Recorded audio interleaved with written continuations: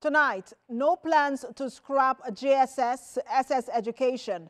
Federal government says proposed 12-year education model will eliminate examination barriers.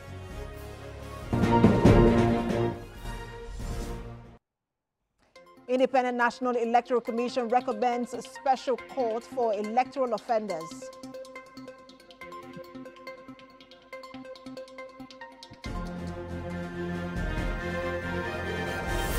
That's the Nigeria International Criminal Court condemns U.S. sanction on its officials over warrant of arrest for Israeli Prime Minister Benjamin Netanyahu on allegations of war crimes.